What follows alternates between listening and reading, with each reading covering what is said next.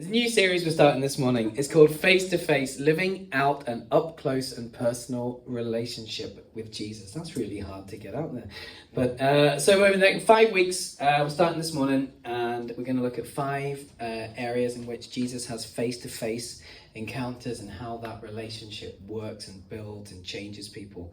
So this morning we're going to look at wonder, and then we're going to look at intimacy, generosity, expectancy, and joy. So there's 5 key face-to-face encounters that we're looking at. So wonder is the first one that we're looking at this morning. The dictionary definition of the word wonder is this. So wonder is to be filled with admiration, amazement, or awe, to marvel, often followed by at, caused by something beautiful, unexpected, unfamiliar, or inexplicable.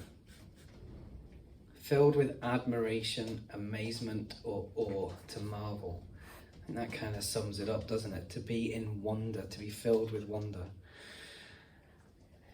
If we were to imagine being face to face with Jesus in a one-to-one kind of way, I can remember growing up, I always wondered what Jesus looked like in terms of physical form. Now, my only point of reference during the early 1980s, let's say late 1980s, I'm younger than I look, was from the kids' Bible. So the kids' Bible, okay? And if I was to imagine being face to face with Jesus in the kids' Bible, I would be face to face with someone in a pristine white kind of flow, like pristine, like could have done adverts for Bold or something, like pristine white outfit. Occasionally, never got this, a blue sash going down. Is this familiar with anyone? Blonde hair, slight mullet going on. Probably could have been lead singer in a mod rock, early new romantics kind of band, is what that image of the kids' Bible had in the early 80s. Yeah, so not really kind of what I would have imagined. Then, I was thinking about this, and I remembered then this story from a number of years ago, and I can remember seeing it and be absolutely baffled. I was out with Cameron and Ethan, and Cameron was saying, I loved it when you mentioned Star Wars the other week, it was brilliant. And so thinking of Star Wars and this story, there was a story of a church who had these different pictures of Jesus up around the place. They put a picture of Ewan McGregor's Obi-Wan Kenobi as there it is there, as the face of Jesus. Maybe because of his attire, maybe that's what it was, I don't know. But there's so much about that, which is like, it's not a Hollywood megastar in that regard. It just was so wrong to have that as the image, but that's what they perceived Jesus. This face-to-face encounter was with a fella from Scotland who was in Trainspotting, who has a beard now and is dressed like a Jedi Master. But what do we imagine that to be like? What do we imagine Jesus to be like? What's our understanding of Jesus? How did he behave? What do we know about him?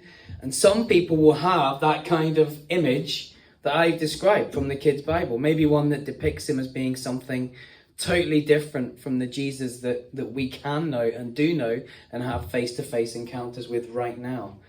Maybe some people do perceive him as a Jedi Master, doing these tricks and all this kind of stuff. I don't know. But what was Jesus like? And what we're thinking about in this face-to-face series, these face-to-face encounters, are these in and through the relationships that he builds us. Because when we meet Jesus face-to-face, the impact is immeasurable. It's incredible, it's transforming, it changes everything. And this morning we're thinking about meeting Jesus face to face in wonder. And that wonder, do you remember the definition of wonder? In amazement, in admiration, in awe, to marvel, in being at his presence. The years of ministry with the disciples, there's those sort of 3 years when Jesus has kind of done his carpentry and done everything, he sets off to do the ministry. So there's 3 years, these sort of incredible years where the disciples lived and breathed all that Jesus was doing, all that Jesus was about when he called them and everything else.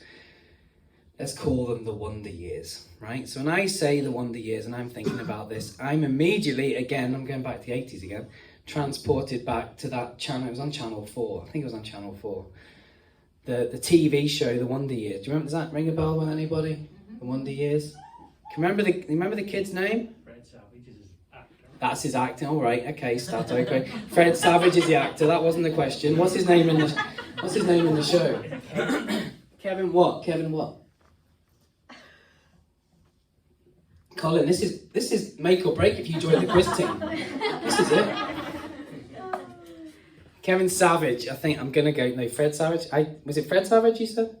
What was the name of it? I don't know. I thought Kevin Arnold. Kevin Arnold. There you go. We'll not make a quiz team. So this was on in the 80s, and it's set in the 60s. And he was in love with a girl. I think her name was Winnie. Yeah. Winnie Cooper. Oh yeah, you're back on the team. Back in the team. And he had a big brother who certainly was not a particularly nice big brother. He had a big sister, and in all honesty, all I can remember about her is that she was just constantly stressing and being in strife and moaning about boyfriends. And then there was a best friend who had the glasses, and I can't remember his name.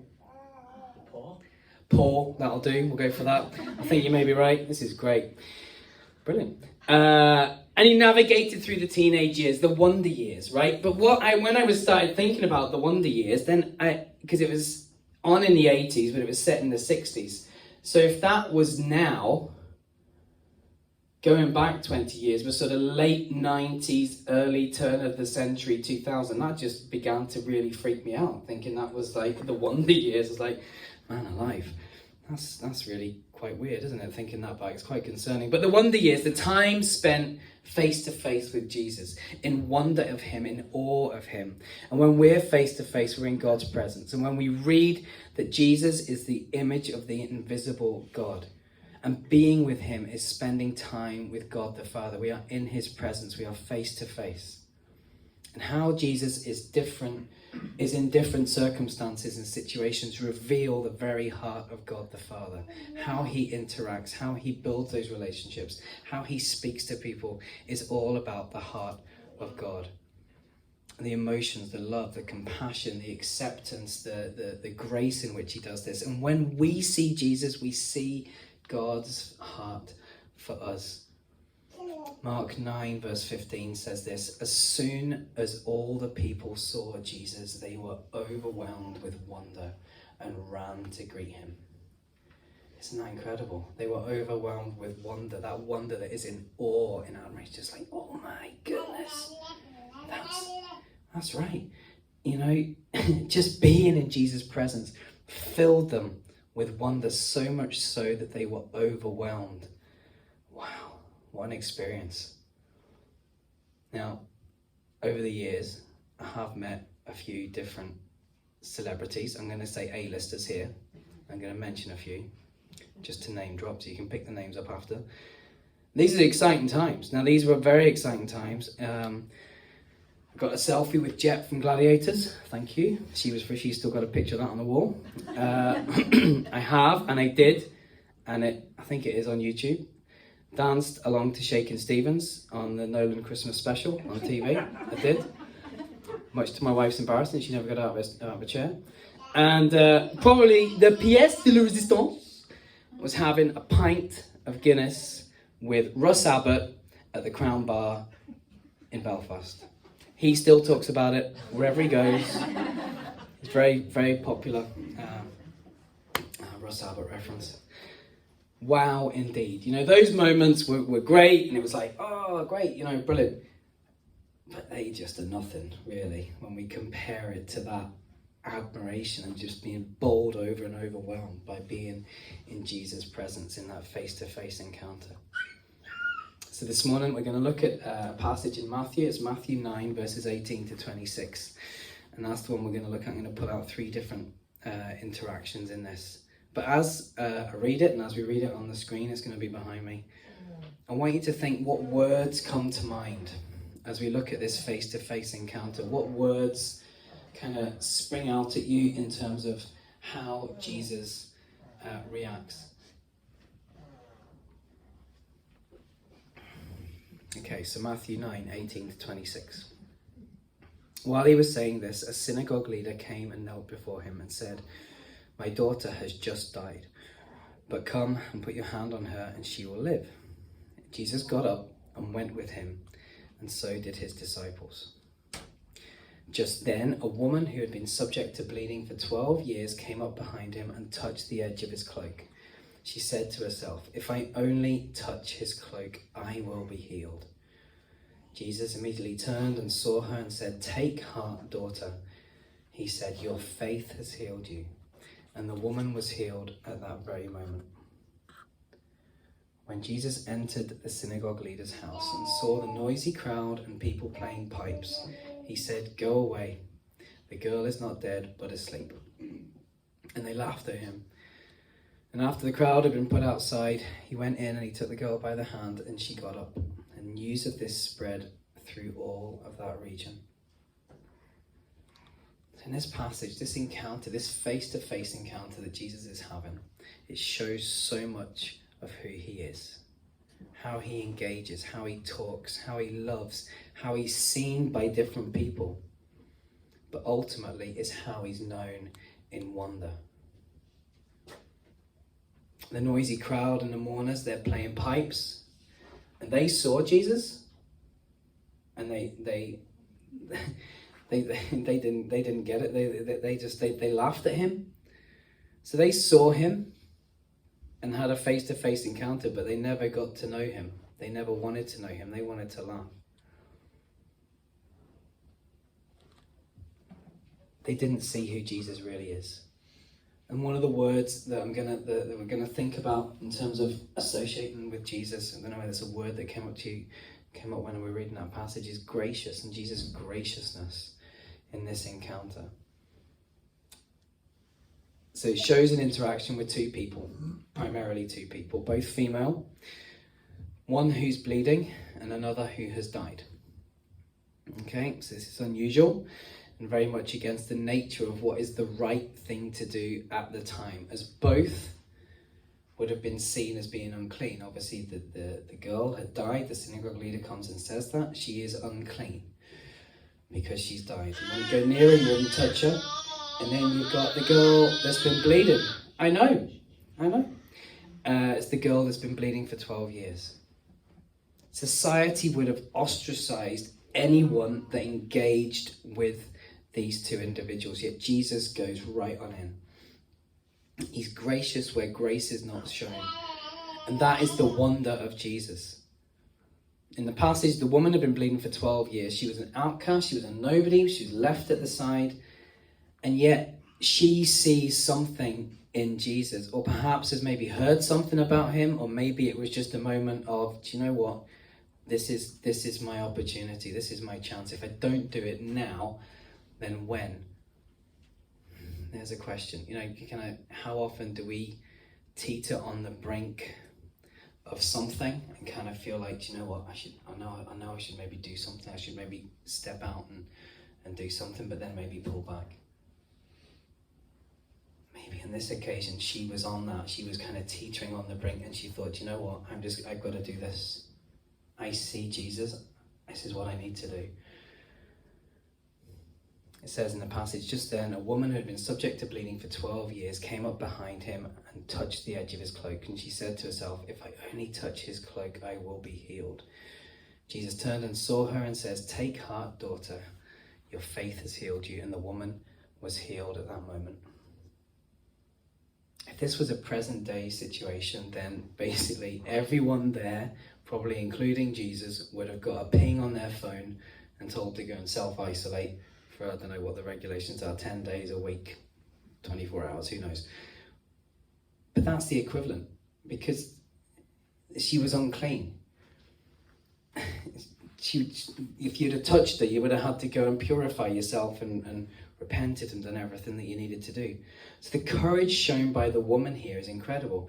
And I don't know where she summoned it up from, but she doesn't have a team around her. She doesn't have friends, like you're talking, that Andrew was saying in the announcements about the women going to the conference and having the tea and everything. It's a really great bond. There's a really great team, and the fellas tomorrow night gathering and praying and sharing together. We're a really good group of guys supporting and encouraging one another. This woman had nobody. She's on her own. There's nobody there.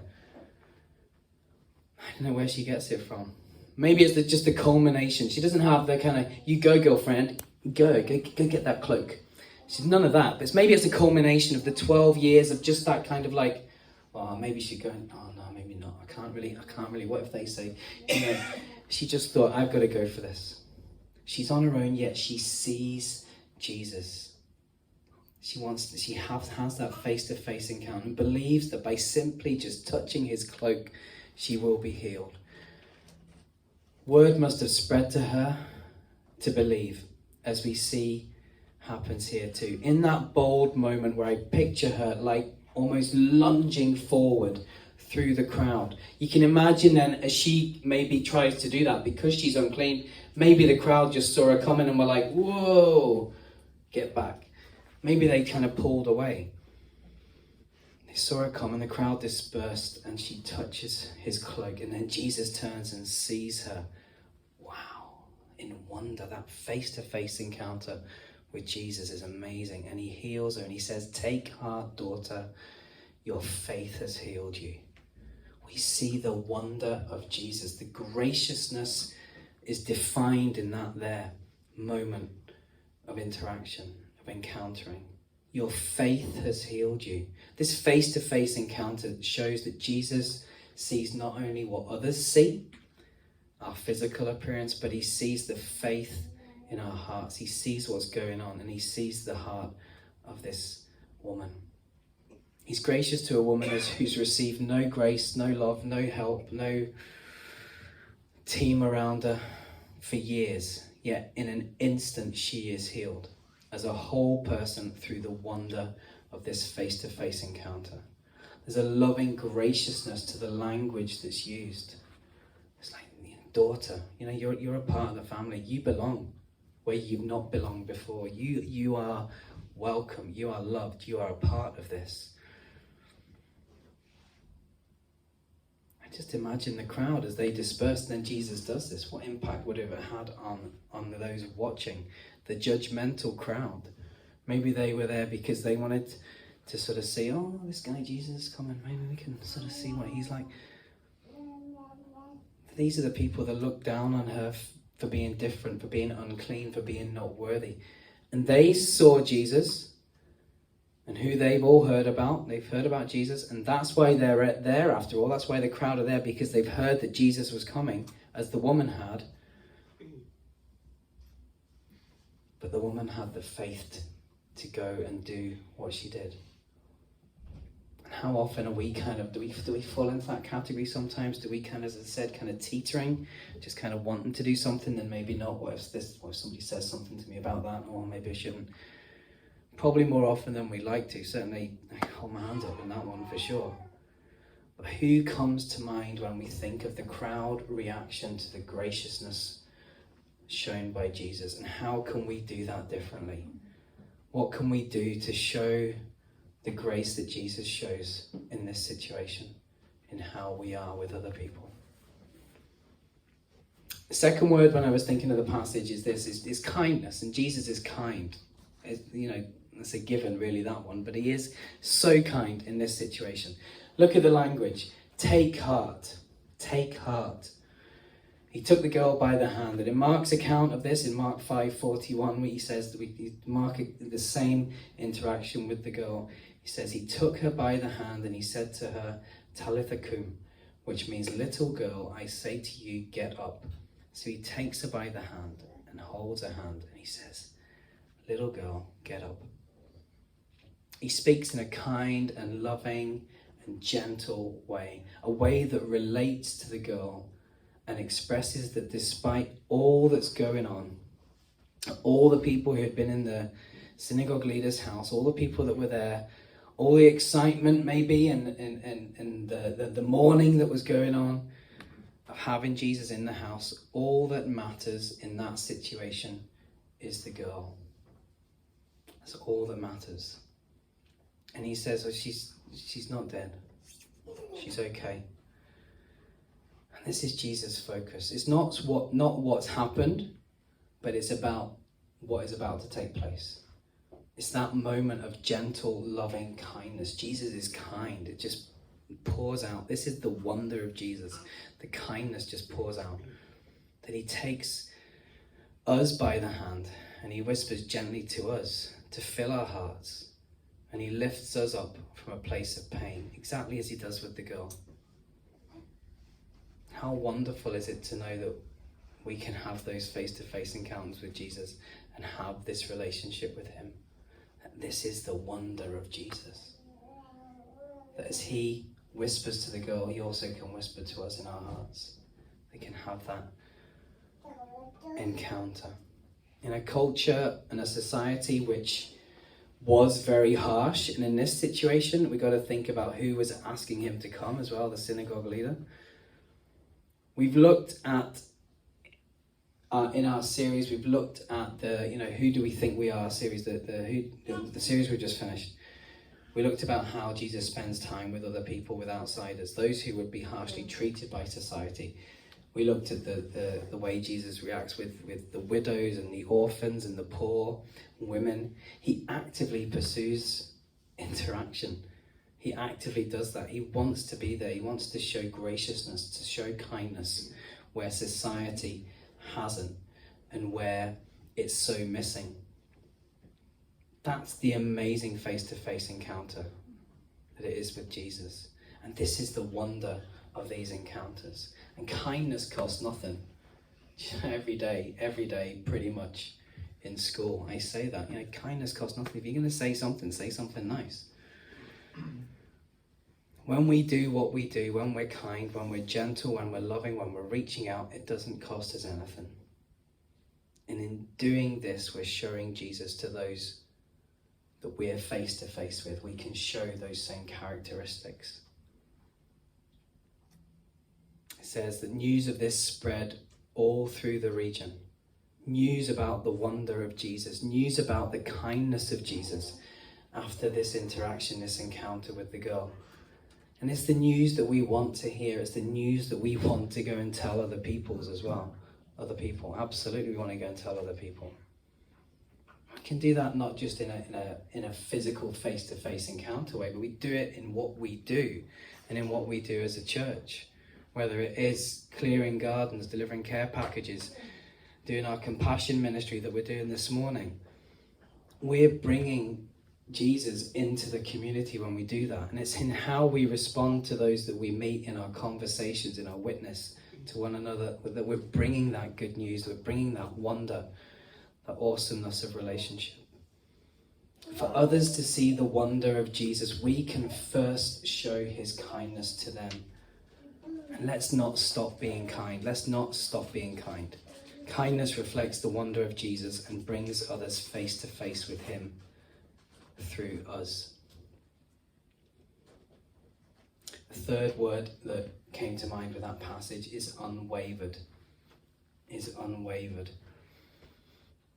And twice in the passage, Jesus is interrupted from what he's doing. Okay, so he's there, he's doing what he's doing the ministry, these wonder years with the disciples, he's doing everything that he's there to do. Yet twice, he's interrupted, and twice he's unwavered in how he responds. It doesn't like, no, sorry, that doesn't fit with the schedule. We've got a meeting at 3:10. We've got to get to that. We've got to go over here. It's not like, no, we can't do it. It's just natural. It's personal. It's who he is. It's in that face-to-face encounter. It's the wonder of being in his presence that just comes across. Now, firstly, at the start of the passage, the synagogue leader comes up to him while Jesus has been teaching, and it's the synagogue leader that comes up, and he just pours out what's on his heart. He just is like, I need you to come. My little girl, she's died. I need to come. He just pours it out. He opens up everything that's on his heart. And it's incredible because as the synagogue has been a place where Jesus has had his fair share of colourful encounters, let's put it that way. Places of conflict even. Face-to-face encounters with conflict. Think of the encounter with the money changers. Okay? Arguments, cynics, critics. Especially about him healing. Especially about Jesus healing. And now, Jesus could very easily have been like, well, hang on.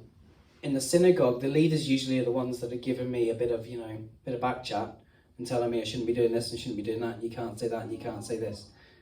So it's a synagogue leader that's coming up and saying to him, Jesus, I want you to come to my house, please. My little girl, you've got to come. And he could have been like, whatever, I know what you've been like, and you're kind, doing this to me. Now you want my help? Now you want me to go and heal, even though you said I shouldn't be doing these kind of things? Just because it's someone close to you, you want me to come and do this? Of course he doesn't. Of course he doesn't. He doesn't do that. It doesn't even cross his mind. It doesn't even come into play. He just stops what he's doing and he says, we're going to go. We're going to go and do this. He's unwavered. It doesn't fluster him at all. It's just amazing in how he sees the people there and how he sees a father. Yes, he's a synagogue leader, but he sees a father for his daughter. And then the outcast woman, a synagogue leader, they're people that believe. The synagogue leader believes in who Jesus is. He sees and he knows them. He sees their hearts. Jesus sees their hearts. He sees the pain. He sees the brokenness. He sees the loss. He sees the fear. He sees the anguish. He sees the despair. He sees the love, and he sees their faith in him. And he goes towards the hurting. He goes towards those reaching out in this encounter. This is the wonder of Jesus, that he doesn't hold things up and wait. He just does it. He's unwavering. He says, yeah, let's go. We'll do this. Let's do it. This is what Jesus is like. He's drawn to the hurting. And he doesn't give up on us. Think of the woman, 12 years she was bleeding. People had given up. Oh, she's unclean. Leave her over there. Put her at the side. Jesus doesn't do that. He's drawn to the hurting. And we all face difficult situations, and we can all relate to some aspect of this morning. And we know that he wants to heal us, and we know that he wants to set us free. And we can also know that we are never on our own. And here at Antrim Coast Vineyard, we are a family. You know, we have ups and downs. Families have ups and downs. Think of the Wonder Years family. Think of the big brother. Think of the sister, the mum and the dad, and the drama and the chaos every week, and the best friend, and ups and downs, good and bad days. But we stand beside one another. We uphold one another. We lift each other up in prayer. We text each other. We message each other. We meet face to face with one another and pray with each other. We stand beside one another during these times. And we want to take opportunities to show the graciousness of God, the kingdom kindness in this face-to-face encounter, and the unwavering desire that Jesus has just to reach others and to serve those where we are. And every day's a school day, for me especially. But for us too, that expression, every day's a school day. You know, we should be challenged in how we can do these things better. How can we be kinder? How can we be more gracious? How can we be more unwavering in our approach to doing what Jesus calls us to do? From the inside out, that Jesus sees our inside. It's a challenge, it's hard, it's tough, but it is such a joy. It is such a privilege to be able to do that. And we need to be available to have our agenda changed and be unwavered in what God calls us to. Have our agenda changed from what maybe we have set and be led by what God has set for us as well. This face-to-face encounter with Jesus, it changes agendas when we do that. And when we do feel like when we're teetering into, oh, maybe I should do that. No, brother. Just lean into what Jesus is speaking into our hearts. Lean into what Jesus is calling us into. Graciousness, kindness, being unwavered in what we do. And we can't do it on our own. We can only do it with Jesus. And if we want to be like Jesus, we not only need to copy that in terms of what he's modeling, but we need to copy how he did it. Being kind, being gracious, being unwavered. Just let those words kind of sink in how we do the stuff. Jesus gives us the authority in his name, but it's also in his nature and in that those encounters, those face-to-face encounters. And it's never about what we do. It's always about what he does in and through us. And we want to be a church that reflects the wonder of encountering Jesus face to face. We are a church that reflects that. But this wonder can be seen not only in what we do, but more importantly in how we do it, in what is on our hearts. In what is on our hearts. I'm going to finish with these words.